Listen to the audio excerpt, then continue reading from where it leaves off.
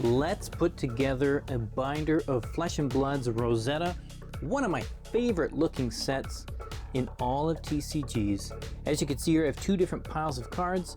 I have one pile that has all of the non-foil cards in it, and the other pile has all of the foils combined, whether they're rainbow foil or cold foil or marvels, right? I have them all mixed together on the left side. And I decided for Rosetta, I want to start with all of the non-foils. I'm going to have them all together. And I thought it would be nice to put right at the beginning this set card that was included. I put two copies in so that you can see the front of it, which is very nice, of course, for letting you know what it is. And I thought, let's throw the back side in there as well so you can see all the contents for the set. Seemed like a nice little addition at the beginning. But then from here, what I'm going to do is I'm just going to put in all the non-foil cards. So what that means is as we go, there will be some cards in this set that only have foil versions. Those will not be seen at all here in the first half of the book. That also means when we get to the second half, and there are some cards that only have non-foil versions, those cards won't be seen back there. And I'm not going to leave any empty spaces because I do not like the way empty spaces look in the binder. And here we go. This is page number 1 here for Rosetta. Give that a look. Oh, it already feels good already. I love the art in this set and the contrast. That first, just that set card, the color on that is, I don't know, it's glorious for me. And then we keep just getting even more variation in our colors as we go along here. Now, if you're wondering why I am splitting up this set like this, it's because I really like the look of all of the foils next to each other. I've found that when I go back and forth from foil to non-foil to cold foil to, you know, all over the place, it just doesn't look as nice. I've done a few different sets. I've tried it different ways before. You can go back and see what I did for Tales of Aria and Uprising and Dynasty. And I'm still trying something a little bit new here. Last time in Dynasty, I put all of the best cards at the front, all the marvels, all the big shiny cold foils. This time, we're putting them towards the back. So we're starting with the not as exciting, but still very, very nice looking non-foil cards here. I could stop and look at every single card and show you every piece of art up close on the screen, and we'd have a good time. But we're going to move a little bit quicker than that. We're going to keep filling up this binder here. So here again, we're not skipping any cards that have a non-foil version. So we're even putting in here 2 of this token. Sorry, it's not 2 of the same token. Those are 2 different tokens. Come on. Later on, there is a token that has a front and a back side. And we'll see if we can fit 2 copies of it in there is our goal. Oh, look at that one. Felling of the Crown. One of my favorite cards. Now wait till we see the foil version in the back. Followed up by Plow Under. Oh, these are very, very nice looking cards. Again, this is one of my favorite looking sets in all TCGs. I love the color palette that they chose for this. I love the contrasts. I love the way it all comes together to build this world here in Aria. Check out, that's our first 2 pages done next to each other. Again, we're just in the non-foils. And man, it's going to get real nice looking when we get into the foil section. You will see. It looks very, very nice. Now you may have also noticed here that I do have all of the cards sleeved, and I am using penny sleeves. So I found a binder where the penny sleeves fit in pretty nice. It's not too hard to get them in, but it's also tight enough that they're not going to shake out. I don't know if you can see that very well, but they're not going to bounce around a whole lot. The cards are in there pretty secure. And I do prefer using penny sleeves because as a collector, you are much less likely to damage your cards by putting them in a penny sleeve than you are by trying to put them in a perfect fit sleeve. And the tighter the fit on that sleeve, the more likely that you're going to scratch something or nick a corner or something as you're putting it in. So I do prefer penny sleeves since, again, this is a binder meant for a collection.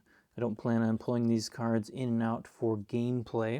If you're going to do the gameplay, you definitely want those perfect fit sleeves because you need a little bit of extra protection. But for just viewing purposes, not necessary. Especially for grading purposes, not necessary. You don't need it. Penny sleeves work just fine. I also like having, whether it's a penny sleeve or some other sort of larger sleeve that fits the pocket, it does help make it so the cards line up a little bit better. Now, of course, it's never going to be perfect. You're never going to get every single card within the penny sleeve, within the other sleeve of the binder exactly even. But if you're just throwing your cards in there loose, or you're just using a perfect fit sleeve, you will see that the cards, they don't line up very well. Sometimes your cards at the top or the bottom or one of the sides of the sleeve within the binder. So this is a cleaner look for me. I like the way this fits and sits in the binder. So we're working our way here through the Earth cards. In your Flesh and Blood sets, of course, they have everything set apart by its type of card, just like you would in most games. Earth here is the first element that we get to work through. We have not seen any of the fun, real fun legendaries yet. We'll get there in the second half. And I'll pause and let you see a little bit of art once we hit the beginning of Lightning. And then after that, we're going to kind of zip through the non-foils and have some fun seeing the binder get filled up. I love the feeling of seeing slots just get full. That sense of completion is cathartic. So Twinkle Toes up there, starting Lightning. Check out the art on these Majestics though. Just non-foil versions of the cards, but this is exactly why I love this set. Look at how good these look. Eclectic Magnetism. The foil of that one is stunning. Gone in a Flash. Channel Lightning Valley. High Voltage. All of them. Just amazing, amazing looking cards. They're going to look cool in the binder, so let's throw them in.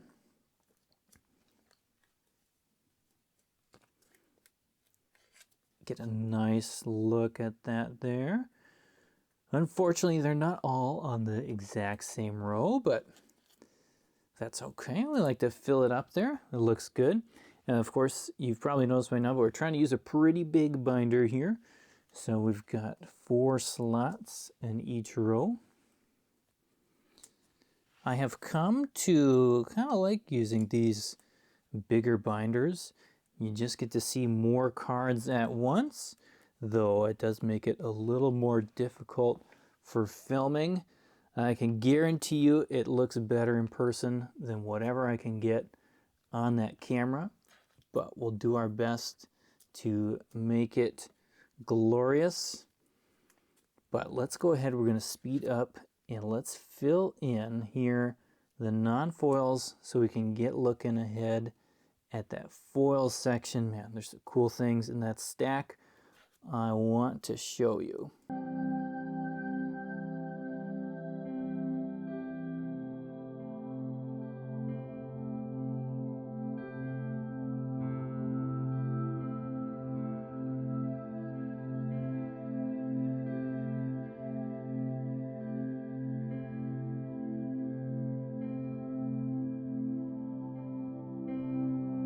Okay, so we're not quite to the foils yet, but I just had to stop and enjoy some of this wizard out. Check this one out, Destructive Aether Tide, the Eternal Infernal. Oh, these Majestics are so cool. One of them, I wanted to stop and look at Sigil of Aether, especially because I love this art so much. I bought the playmat for it, but also because when we get to the second half, that cool mental block. We get to the second half and we start looking at the other cards, the foil versions, we don't get to see that art again because there's going to be a really, really cool Marvel in its place.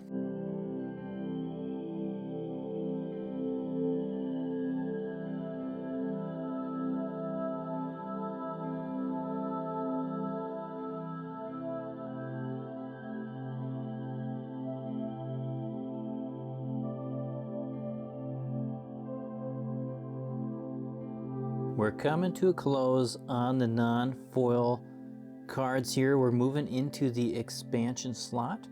And of course, again, as we fill in this slot, you will see there are a couple of cards from the expansion slot that do not appear in here, as they are only Marvels. They only have Marvel versions, those Briars, right? But they're technically still back here in that expansion section. Now I'm hoping, we're getting really close and really tight here, I'm hoping that we can land on a good spot. I can't remember how many cards are exactly here at the end. It is gonna be tight. It's gonna be very, very tight. And if it landed on the money, that would be perfect. Got just a couple left. Grab them here. Oh man, well if we had Briars, we'd be pushing all the way onto the next page, but okay, so the last card, it's a token. Number 257 here, it is just one card. It's a double-sided card. I was hoping to put two in so I can have both available there to see, but if I do that, then we're gonna have one card on the next page. One card. That is not super nice. Oh no, I mean, so yeah, we could put one card there, skip everything and start the foils, or start the foils here.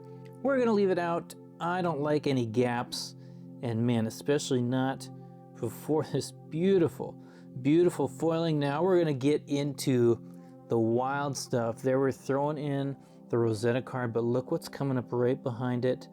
Will of Arcana. This is the Fabled of the set. You'll see there are two copies of it. The one on the right is the cold foil version. The one on the left is the rainbow foil version.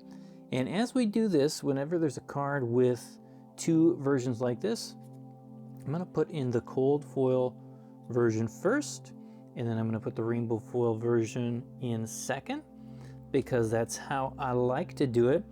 And then, okay, right after here, now I said I mixed all the foils in together. So these ones are gonna keep going in a set number. So we're putting in a Marvel here as number 1. Will of Arcana was 000. Florian here's number 1, and these Marvels, wow, they are very, very cool. The camera does not do it justice. And I'm gonna put them in on the back side here so you can see that full art. Those borders, they are very nice, but in my opinion, borderless cards are the best look that you can do in any TCG. So let's throw young Florian in there as well. Unfortunate they don't quite line up because I put that Rosetta thing in, but that's really cool. We got to keep it. So now here as we go, you're going to see a mixture of cards like the Reaper here, which is a cold foil, and then Germinate comes in next as a rainbow foil card. I did consider the idea of putting all the Marvels together, putting all the legendaries together, but there's a part of me that also really, really likes having them in number order, which means that here Aurora Shooting Star is next. Oh my goodness, check it out. That card, man, they're in the sleeves too. You just, oh yeah, you can't quite get the full glory in the sleeve, but you gotta have a little protection on your cards. So we'll put it in here again. Big side facing up, and then real fun here, Aurora's got two different versions here for her young art. Look at that. Wow, okay, and this is gonna line up nice. All three of them next to each other. Oh, these cards. They're glorious. They're one of the reasons Flesh and Blood is my favorite game to collect. I love seeing those big borderless cards. It'd be sad, very sad, if they didn't have any in the game. And the ones you do get, though, they sure make them special. Coming up on the next one here, Verdance, Thorn of the Rose. And again, every one of these is absolutely stunning. Very, very stunning. I'm tempted to go back to some older sets and grab up a bunch of the ones that, you know, have kind of come down in price, because these cards are very, very nice looking cards to have. And they look good in a binder. I know it's not quite the same on camera, but man, if you get a chance to see a binder full of these, go for it. My Manacilio, this is actually one of my favorite 2-card combinations in the entire set. I really love the dynamic between the orange and the blue versions. Young for orange, blue for adult. Just looks super, super nice together. Really pulls things together well here on this page. Gives it some interest to it. Look at that. There we go. That's our first 2 foil pages. Oh man, that's fun. It looks better than I thought it was gonna look. And okay, here we go. Now we're not gonna stop, you know, and look at every single foil that we put in, but we do have one problem here. I accidentally sold my last Sigil of Brilliance, which means I gotta leave an empty space for it, and a little disappointed in that. It's a very, very nice looking card. I didn't have any to grab, but you know, we'll console ourselves here by checking out some legendaries. First legendary in the binder, rainbow foil on the left, cold foil extended art on the right. And yeah, you can tell which one you're gonna want more, right? So good. The more that image you get, it is not quite the full borderless, full art look, but still really good. Still very nice. And you know, they do such a nice job on the borders in Flesh and Blood. There's so much design and detail and depth and uniqueness, you can't get too disappointed. And let me tell you what, you are never gonna get disappointed with Felling of the Crown.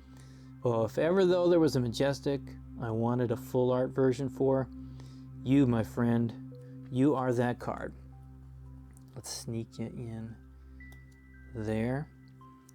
Oh, okay. Let's pick it up just a little bit so we can see this binder just flow. Now we have our first Marvel Sigil that we can actually put in the binder, and here you'll see where things look a little bit different as you're putting the pages together. These sigils are sprinkled in amongst the different talents and classes. So you'll see a bunch of one type of card and then one little Marvel sigil sneaking in there. Again, a page of those would look really, really nice, and maybe I will do it at some point, but I'm trying something again new for every single set until I find like my favorite way of doing it.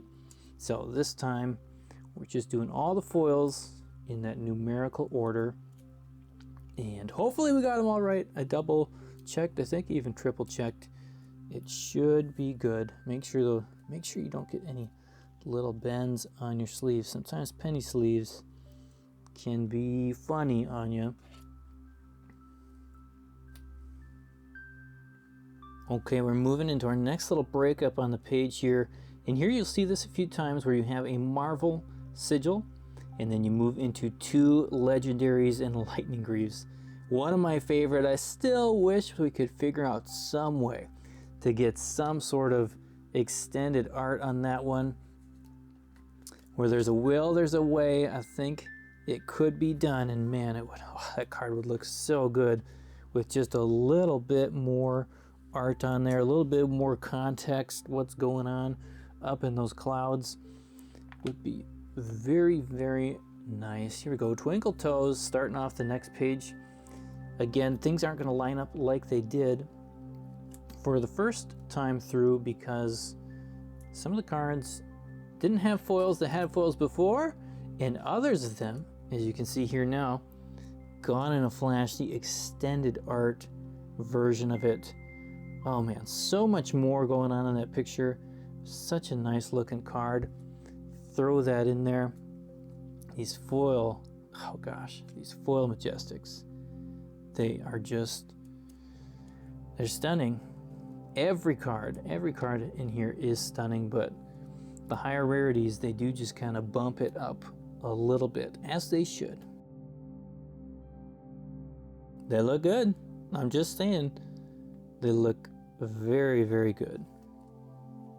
Of course, one of the reasons I am a sucker for this set is because I do love the foiling on lightning cards. And there's a lot of nice looking lightning cards in this set, which means that, you know, I'm pretty happy with it. I do like the way, you know, the trees and different things look too. Come on, foil lightning mushrooms, like, let's go. Our next Marvel legendary lineup here. Again, those legendaries, amazing lightning marvels. They are something else. Absolutely something else. Great to see here the extended art happening on this legendary. We have another one, of course, that'll be coming up that's very, very cool looking once we hit our generic section. I should probably highlight too our Rune Blade Majestics. They are gorgeous as well. Little bit on the darker side, but it gives you a little bit more contrast within the set. And of course the purple, anytime they use that purple in there, it just shines.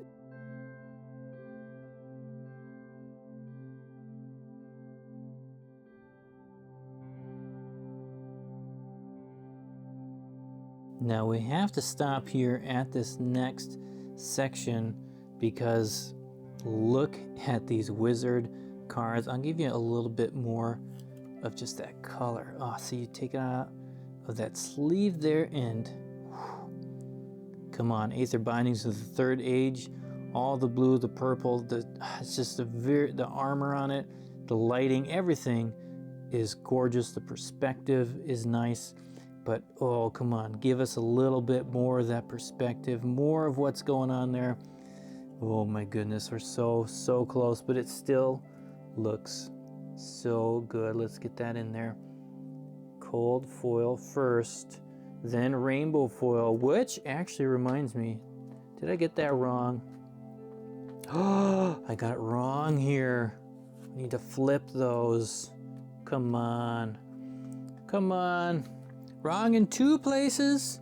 Even the common cold foil equipment cards look absolutely amazing. If you just like having some really cool cards in a binder, you don't like spending a lot of money to do it, there are some amazing pieces of art in Flesh and Blood that are not going to cost you that much to grab.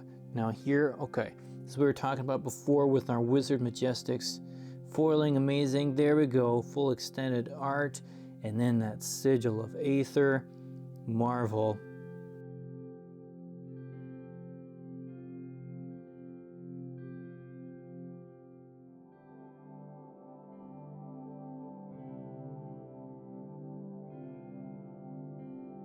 We're getting close to the end, but that does not mean that the good things have stopped. Check out this sigil of Forethought. It is the beginning of a Marvel legendary section, though it does split, which means very nicely we're going to get our generics all here on the same page. Look at the Fortress. Okay, I got to get you a better view there of that cold foil extended art. That is the kind of card that's just amazing. I really hope they go all the way. We get a couple more Arcanite Fortress. Sorry. I hope they go all the way and that we get a couple more Arcanite pieces so that we can have a full suite of those. You'll also notice here that only 3 of the 4 generic common equipment have a cold foil version. Again, because Runaways was printed in a previous set and has a cold foil version there, so you don't get to see one here. Now we can't get too much farther here without really enjoying the generic Majestics, 10-foot tall, bulletproof. Look at that expansion there in that extended art. Very nice. Same thing here with Call to the Grave. Ooh, yes, very, very, very cool. All the detail they add to it. And then Trucier, the last one, I gotta grab it, extends there. And even though there's not as much detail or things happening there at the bottom, you just get that tablecloth, a little bit more excitement and interest on the other two. I still really like that addition. That's kind of how I feel about those other legendaries that don't get that extended art on them. To me, it doesn't really matter a whole lot what is in the rest of the picture.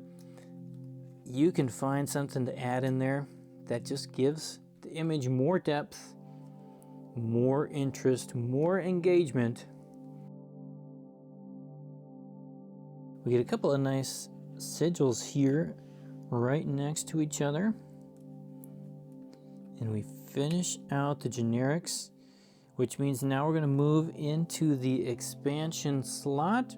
And we do have this nice set of 4 here, cold foil. You'll see as we go through this expansion slot, some are cold foil, some are rainbow foil. The cold foil ones are the equipment. Unfortunately, they didn't line up all nice and shiny together. I could just bump it over and push it out, but we're sticking to our guns of not manipulating the order and just going there in number order. Splatter Skull here is a rainbow foil one, but there's actually quite a few cold foil ones this time around. They added a lot of equipment pieces here. Of course, the Widow's coming in as a set of 4. Adaptive Dissolver, another cold foil there for Mechanologist. And then we have 3 Illusionist pieces as well. This is basically the Arcane Barrier expansion slot list. Look at that. And there's a lot of Arcane Barrier going on. Oh, we did get one. There's one that has Ward 1.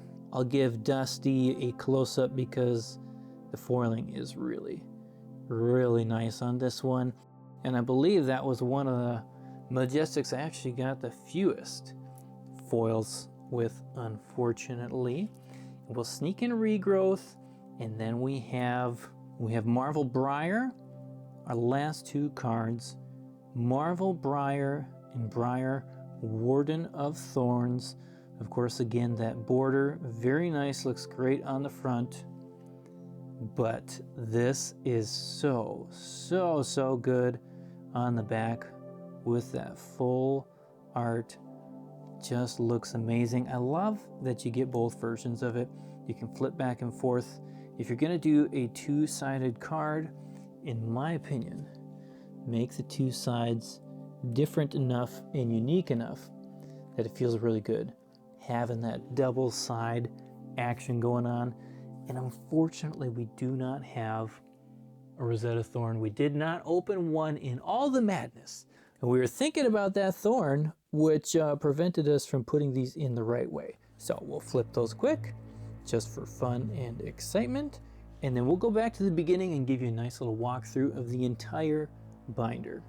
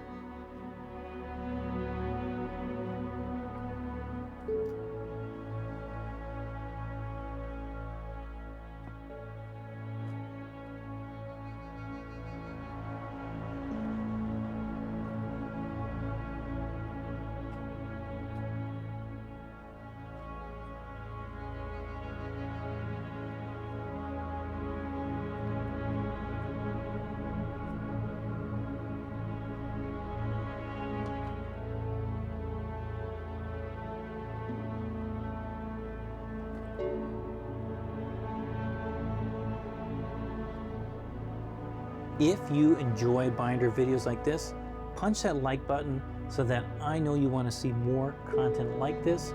I do use that information to help me know which sort of videos I should focus on in the future. Thank you for watching. I hope you are enjoying Rosetta as much as I am. We'll see you next time. Peace.